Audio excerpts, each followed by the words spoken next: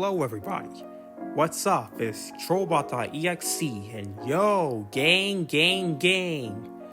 I can't believe I'm actually reviving this series, but welcome to the History of Dragon Ball Part 18. Yeah, Part 17 turned out to not be the finale, since there is some important stuff we have to cover today. So, we're going to be covering the Dragon Ball Selectavision Blu-Rays and Dragon Ball Daima. This is going to be a much shorter video than usual, but a very special one. As of the time I am uploading this, Dragon Ball Daima should be premiering in Japan right now, but I am recording on October 3rd. So, let's get into that good old recap. Yee! Last time on History of Dragon Ball, I covered Dragon Ball Super and its movie, Dragon Ball Super Broly, and Dragon Ball Super Superhero. In it, I gave some closing remarks in what was supposed to be the grand finale, the video to wrap everything up, at least for a couple of years. However, due to an event which I'll discuss later in this video, I kind of felt that I needed to bring back this series a little bit early, given the urgency of it. For now, I'm going to be skipping Super Dragon Ball Heroes, as that is yet to conclude, so I'm going to be saving it until part 19, which is probably not going to be coming out until 2025. Anyways, let's begin.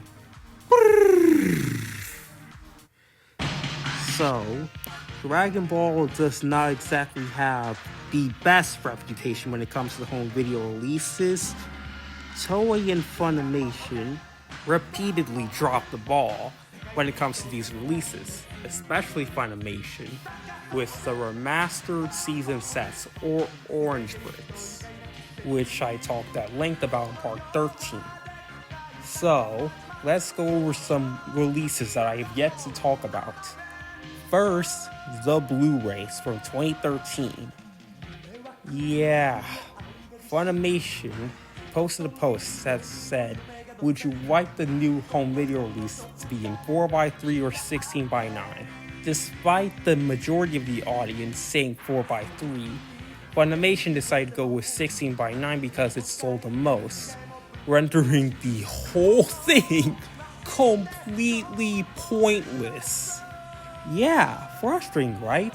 But that was only the beginning. In the release itself, the colors were horrendously oversaturated, and the dust and scratch filter effects that were supposed to clean up the footage was barely functioning properly, to the point that everything was extra blurry. So Funimation, I guess with only an iPad, decided to sharpen it to death and put noise reduction, resulting in the entire image becoming a mess. It's still slightly better than the Orange Bricks, though that's a very low bar. Now let's go on to the 30th anniversary release, a joint between Toei and Funimation.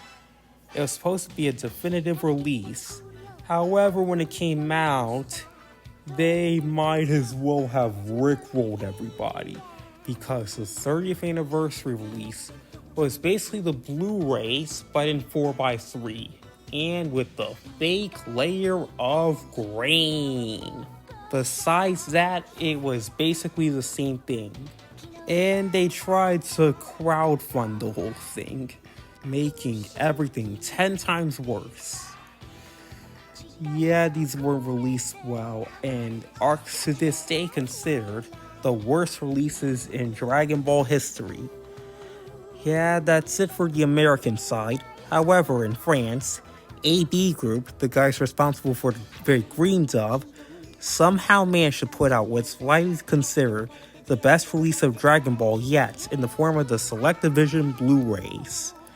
Personally, I see these Blu-rays as the original series version of Dragon Ball Z's level sets, except these Blu-rays ran through the entire Dragon Ball series, And for the first time ever, the Japanese audio is actually clean and doesn't sound extra muffled.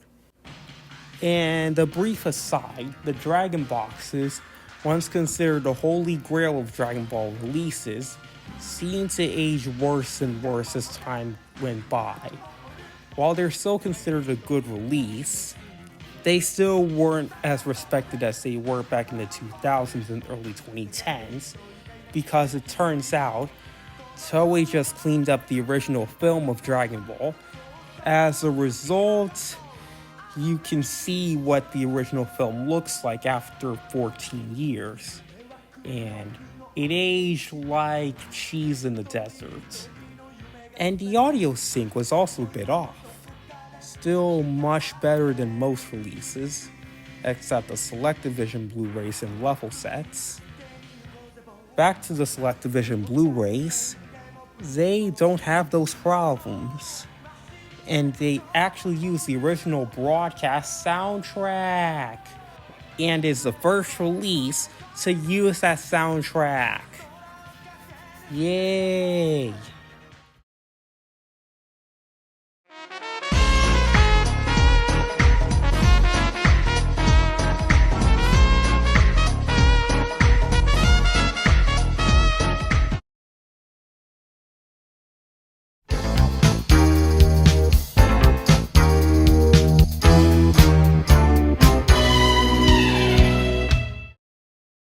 Now let's move from that high note to what is a somewhat lower note.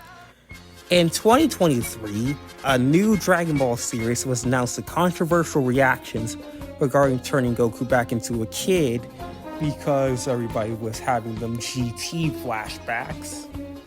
However, others were more optimistic about the show as it would be released to celebrate the franchise's 40th anniversary. Also, it was originally set to be a web series as it would have darker material. Yay! There were a few roadblocks in production though, including the death of Akira Toriyama himself on March 1st, 2024. As a result of his death, Daima was forced to air on television, making it a special event as Dragon Ball's 40th anniversary celebration and Akira Toriyama's swan song. The show is set to debut on the 11th of October. It is about Goku and his friends being turned small due to a conspiracy and having to venture into a new world. And Goku getting used to using his power pole for the first time since the end of the original series. Or in the movies since The World's Strongest, I guess. And also, for the English dub, Stephanie Nadolny will be returning to voice Goku as a child for the first time since 2004 or 2005. So, that's good. On October 6th, Dragon Ball Daima is supposed to premiere at the Tokyo Big Sight during the Dragon Ball Daimatsuri event.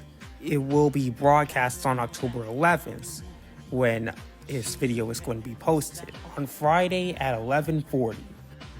And that's the end of the video, folks. Next time, I will be continuing the history of Voltron. So, like, subscribe, and comment down below. And probably watch Dragon Ball Daima after you finish this video. So, later, fools!